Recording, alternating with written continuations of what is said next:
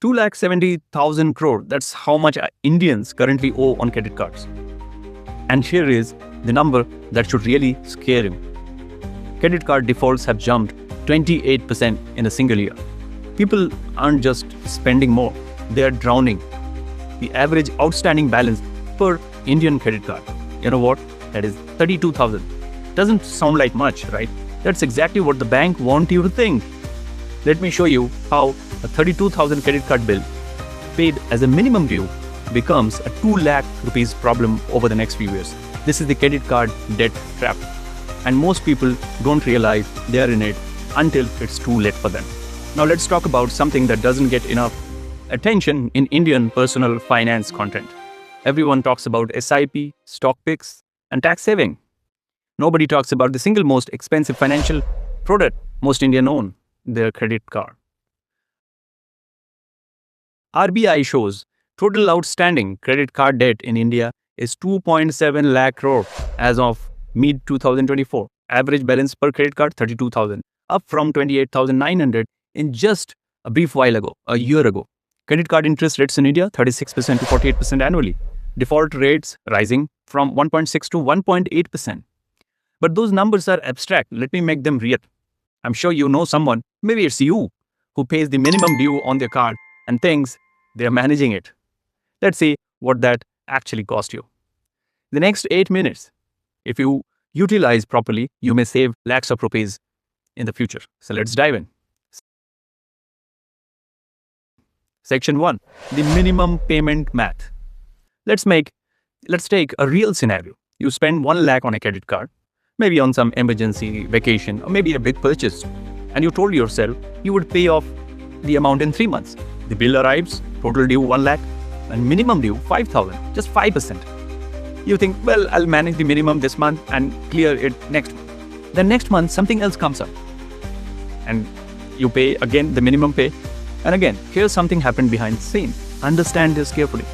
Month 1, you paid 5,000, balance 95,000. Interest rate 3.5%, 3,325 is the amount. New balance 98,300. After 6 months, minimum interest payments, you paid 30,000 and your balance is still 92,000. Month 24, you have paid 1,20,000, balance remaining 55,000.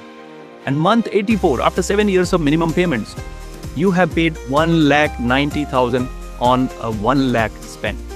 You spent 1 lakh, you paid 1.9 lakh. And it took 7 years. And the bank made 90,000, just 90% return, just because you paid the minimum due. This is not a mistake in the system. This is the system. Section 2, why this trap is so effective.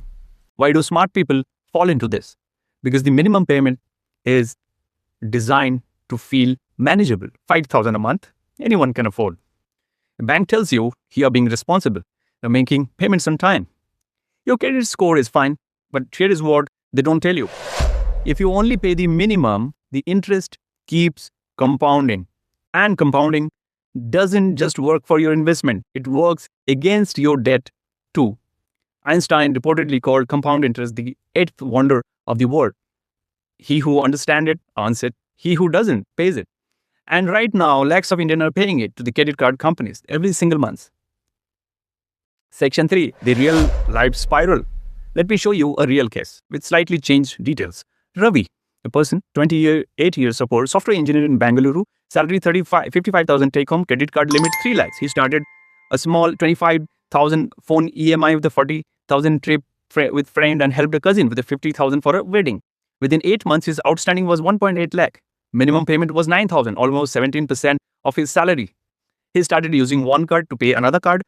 The minimum balance, he took a personal loan to consolidate at 14% per annum interest. A 25,000 phone became a loan he will be paying for 4 years.